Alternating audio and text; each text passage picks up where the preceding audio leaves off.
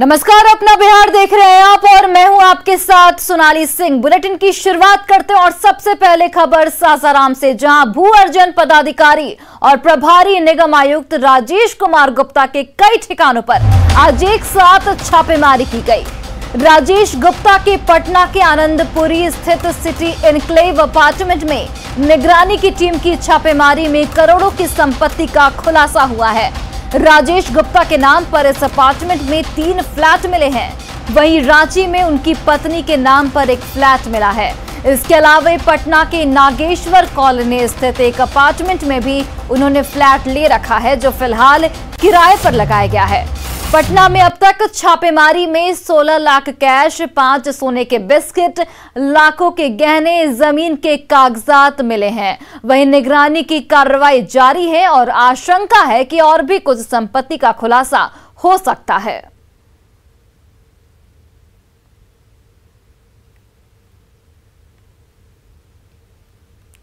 तो देखिए पटना में आखिर क्या क्या मिला निगरानी की टीम की कार्रवाई में, छापेमारी में, वो हम आपको ग्राफिक्स के जरिए दिखाने की कोशिश कर रहे हैं।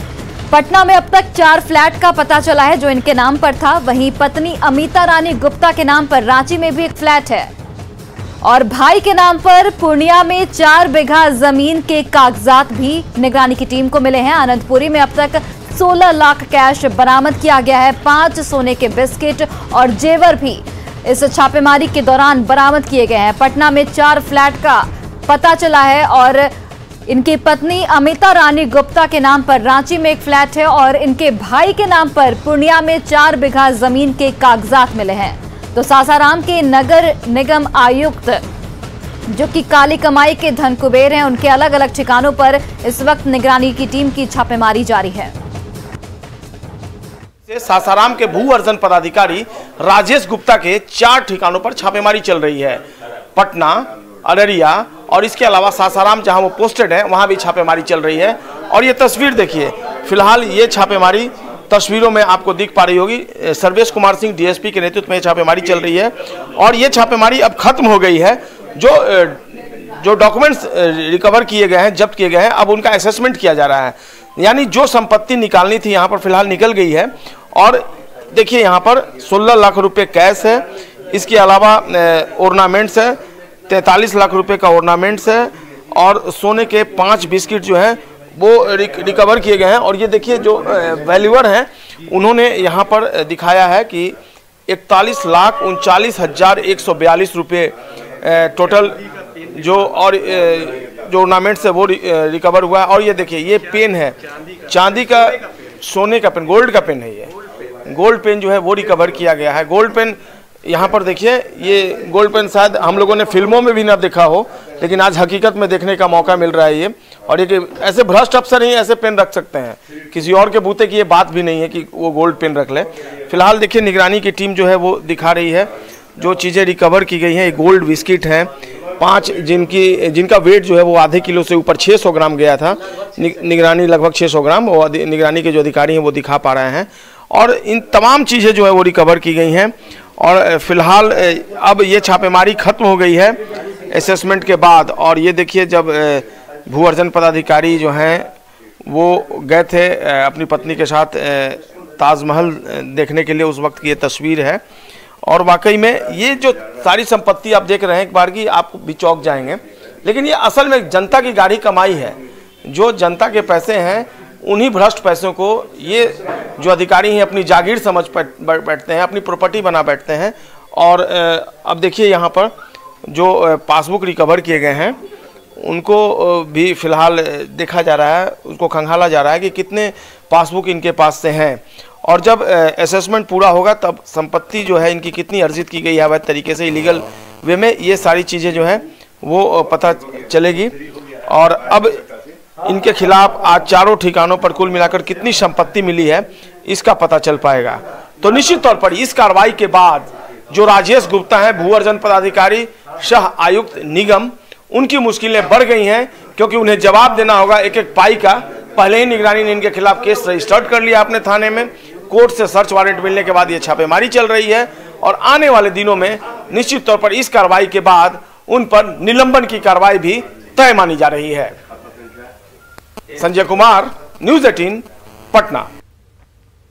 और देखिए, सासाराम और अररिया में भी नगर आयुक्त के खिलाफ छापेमारी हुई। दोनों जगहों की तस्वीर आपको दिखाते हैं कि कैसे यहां पर क्या कुछ कार्रवाई निगरानी की टीम की ओर से की गई।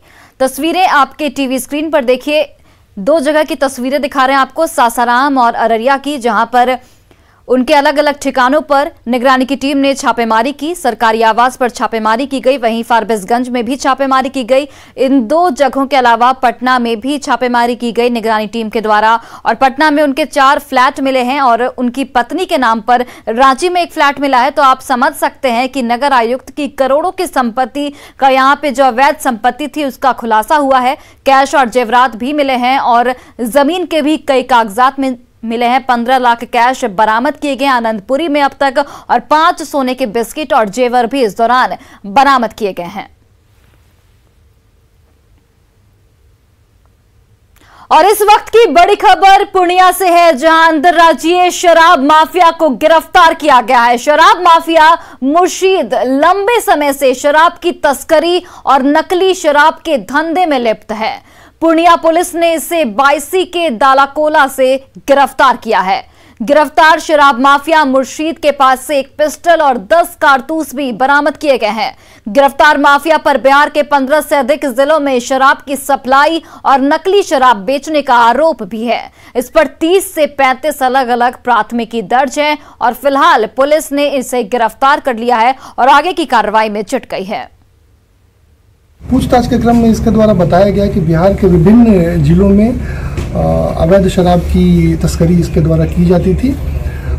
इसके द्वारा बहुत लोगों का नाम लिया गया जो विभिन्न जिलों में इसके सहयोगी हैं। हम लोग उसके ऊपर भी काम कर रहे हैं और इस सिंडिकेट को तोड़ने के लिए हम लोगों ने बहुत इन्फॉर्मेशन इससे इकट्ठा किया है और पूरी उम्मीद है कि आने वाले 1 महीने के अंदर इस पूरे सिंडिकेट को हम लोग ध्वस्त कर देंगे। और बड़ी खबर लखीसराय के किऊल स्टेशन से है, जहां आरपीएफ जवानों की मुस्तैदी की वजह से एक यात्री की जान बच गई। दरअसल पटना धनबाद इंटरसिटी एक्सप्रेस से एक यात्री उतर रहा था। तस्वीरें देखिए, तभी उसका पैर फिसल गया। तस्वीरों में आप साफ तौर पर देख सकते हैं कि युवक किस तरह ट्रेन की हैंडल को मजबूती से पकड़े हुए है, लेकिन ट्रेन की तेज गति की वजह से वो घिसट रहा है। ट्रेन के साथ घिसट रहे युवक पर आरपीएफ के जवानों की नजर पड़ी और 2 जवान तेजी से उस युवक की ओर दौड़े। युवक प्लेटफॉर्म पर गिर गया। युवक गिरकर ट्रेन की चपेट में आता, लेकिन उससे पहले ही आरपीएफ जवान ने उस युवक को थाम लिया और युवक की जान बच गई। युवक की जान बचाने के लिए आरपीएफ जवान दीपेश कुमार और राजेंद्र यादव की हर ओर तारीफ हो रही है।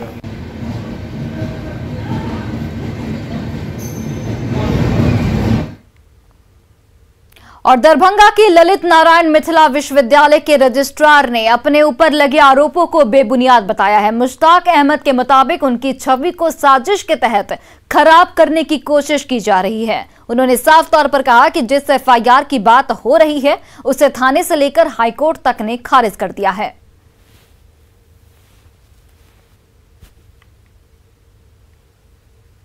देखिए, ये पूरा मामला तथ्यहीन है, सरासर झूठ है। अपराधी है वो। नकी इमाम डेंटल कॉलेज में था और उसको वहां से निष्कासित किया गया था। दरभंगा के विभिन्न थानाओं में 5 केस में वो लूट खसोट चोरी इसमें वो चार्जशीटेड है, सभी में दरभंगा में, जबकि वो रहने वाला मधुबनी का है। लेकिन वो अपराध तंत्र अपना यहाँ चलाता है, ताऊ वो आए जांचें करें। लेकिन मेरी छवि को आप पता है कि आप देख लीजिए, मैं 25 किताबों का राइटर हूँ। मैं अंग्रेजी हिंदी उर्दू में लिखता हूँ। मेरा हर हफ्ता मैं 20 सालों से अखबारों में कॉलम लिखता हूँ। जो चूंकि मेरी जो छवि है उसको धूमिल करने के लिए ये साजिश किया जा रहा है। उसमें कुछ अपने लोग कुछ पराये लोग, और ये जो अफसर जब अफसर आता है तो ये करता है कि कोई ऊपर। और पटना सिटी के चौक शिकारपुर इलाके में एक युवक की घर में घुसकर हत्या कर दी गई। प्रेम प्रसंग में युवक की हत्या की आशंका जताई जा रही है। मृतक का नाम रविंद्र शर्मा उर्फ हंटर शर्मा था। वो अपने घर में ही कपड़ा सिलाई का काम करता था। घटना के वक्त वो अपने घर में ही सोया हुआ था। इसी दौरान किसी ने घर का दरवाजा खटखटाया। जैसे ही उसने दरवाजा खोला, अपराधियों ने ऑटोमेटिक पिस्टल से उसे 3 गोली मार दी। ऑटोमेटिक पिस्टल से हत्या के कारण किसी ने गोली की आवाज नहीं सुनी। परिजनों का साफ तौर पर कहना है कि काली स्थान मोहल्ले की रहने वाली एक लड़की के साथ लंबे समय से उसका प्रेम प्रसंग चल रहा था। उसे कई बार जान से मारने की धमकी भी मिल चुकी थी। हालांकि पुलिस गोली मारने की बात से इनकार कर रही है। पुलिस का कहना है कि पत्थर मारकर उसकी हत्या की गई। घटना की जांच के बाद ही कुछ कहा जा सकता है। फिलहाल पुलिस इस पूरे मामले की तफ्तीश में जुट गई है और जल्द से जल्द आरोपी की गिरफ्तारी की बात कह रही है।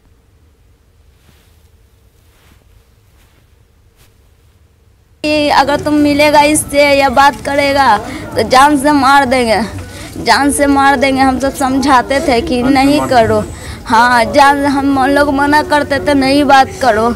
उसका फैमिली अच्छा नहीं है, भाई ऐसे बोलता है कि बहन को उठा लेगा, ये कर लेगा, वो कर लेगा, उससे अच्छा नहीं बात करो। तो उधर बात करना बंद कर दिया, इधर पता नहीं फिर कहाँ से बात करना शुरू कर दिया। बात करना शुरू किया तो ये सब कांड होना शुरू हो गया। अभी हम लोग जांच कर रहे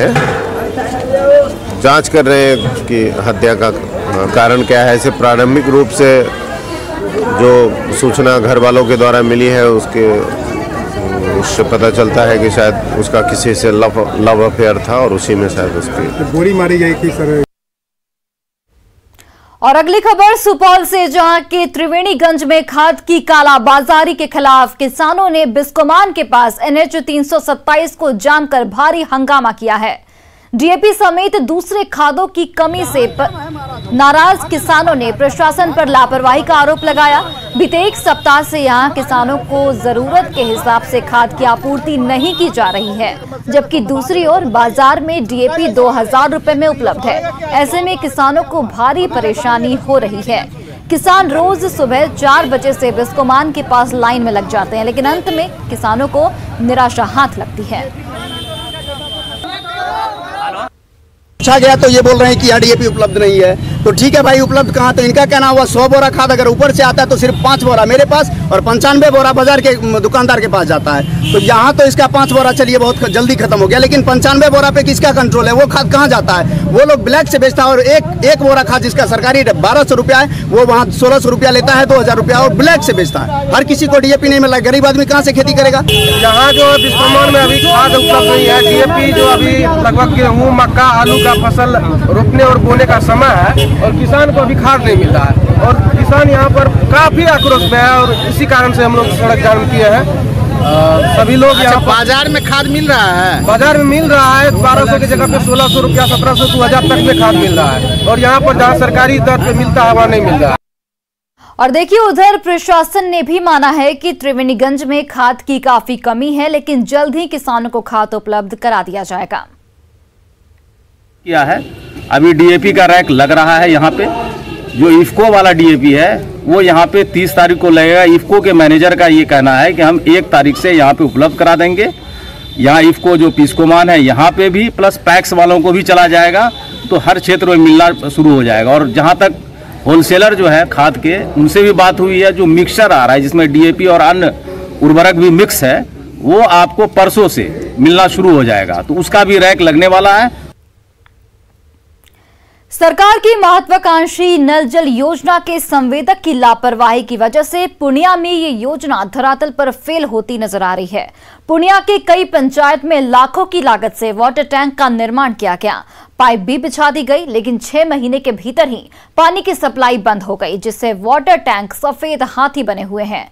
पूर्णिया के रुपसपुर खागहा की बात करें तो यहाँ के ग्रामीण बताते हैं कि यहाँ 3 महीने तक ही वाटर टैंक बनने के बाद पानी सप्लाई हुई, उसके बाद पाइप फट गया और नलों की टोटी भी गायब हो गई। वाटर टैंक के संचालक की माने तो उन्होंने संवेदक को पाइप फटने की जानकारी दी थी, लेकिन अब तक संवेदक नहीं पहुंचा है। संचालक ने इस बीच अपना दुखड़ा भी सुना दिया कि उन लोगों को 2000 रुपए महीने का मानदेय मिलता है, लेकिन 6 महीने से 1 रुपए तक नहीं मिला है।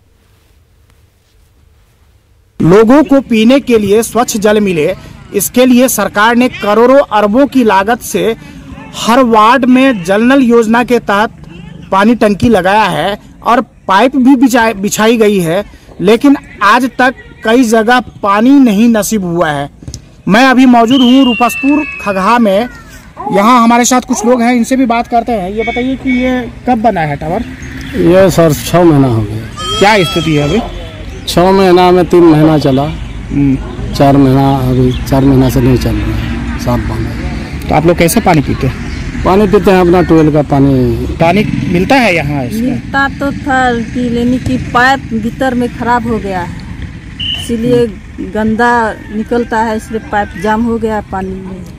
गंदा पानी निकलता है इससे? पानी जा रहा था लेकिन गंदा है ना, इसीलिए पानी नहीं पिया जाता है। अच्छा, पाइप गड़बड़ है।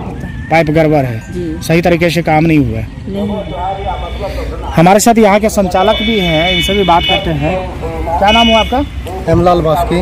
आप ही संचालन करते हैं यहाँ? जी सर। क्यों ये बंद है? बंद है, यहाँ पाइप जो बिछा हुआ उसी पाइप को फट गया है भीतर में, तो इसलिए बंद। जैसे पानी छोड़ते हैं तो गांव में जो बिछा हुआ पाइप उसी से पानी निकलता है, गांव वाला बोलता है कि बंद करो पानी निकल चलाइए। तो ठेकेदार को नहीं बोले आप लोग इसको? ठेकेदार हम बोल दिए हैं विभाग को। ये ललन सिंह है ठेकेदार, उसी को बोल दिया है, तो बोला कि यहाँ पे जा रहे हैं। ये 3 महीना हो गया अभी तक नहीं आया। तो ये जो जल नल योजना है ये सरकार की लूट की योजना बन गई है, लोगों को एक बूंद भी पानी नसीब नहीं हो रहा है। पिछले 3 महीने से यहाँ पर पाइप फटा हुआ है, जिस कारण पानी की आपूर्ति बंद हो गई है। और जो ठेकेदार है उनको बार बार कहा जा रहा है, लेकिन वो यहाँ पर आ नहीं रहा है। जो यहाँ के संचालक है, जिनको की संचालन का दायित्व दिया गया है, उन्हें भी पेमेंट नहीं मिल रहा है। ऐसे में कैसे ये सरकार की योजना धरातल तक पहुँच पाएगी, ये आप खुद समझ सकते हैं। कुमार प्रवीण, न्यूज़ 18, रूपसपुर, खगहा, पूर्णिया। और देखिए, आरजेडी दफ्तर में लगे 6 टन के लालटेन पर जेडीयू के राष्ट्रीय अध्यक्ष ललन सिंह ने कटाक्ष किया है। अपने ट्विटर हैंडल पर ललन सिंह ने लिखा है कि सीएम नीतीश कुमार के सुशासन की चकाचौंध, बिजली में जंगलराज के लालटेन की धीमी लौ बुझ गई है। नीतीश कुमार की बिजली में बिना प्लग लगाए अब बनावटी लालटेन का जलना मुश्किल है। तो ये वो ट्वीट है ललन सिंह की ओर से किया गया है, जिसमें उन्होंने जो 6 टन के लालटेन जो आरजेडी दफ्तर में लगाया गया उस पर ललन सिंह ने कटाक्ष किया है, और ये ट्वीट सबके सामने।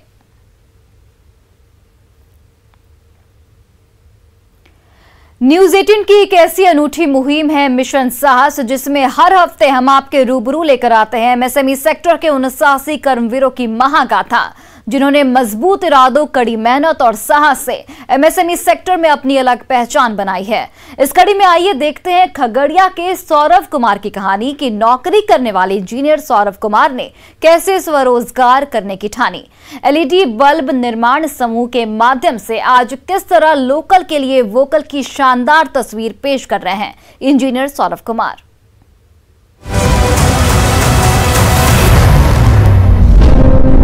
जिनकी आंखों में सपनों की चमक और दिल में उन्हें सच करने की ललक होती है, चुनौतियां और आपदा उनके लिए बाधाएं नहीं, अवसर की तरह होती हैं। बुलंद हौसलों और लगन के साथ निर्भर से आत्मनिर्भर बनने की कुछ ऐसी महागाथा है युवा उद्यमी सौरव कुमार की। खगड़िया में श्री कुमार एलईडी बल्ब निर्माण समूह के जरिए सौरव कुमार लोकल के लिए वोकल की शानदार तस्वीर पेश कर रहे हैं। मैं 2012 में बीटेक कंप्लीट किया, उसके बाद जॉब। हम करते हैं सलाम।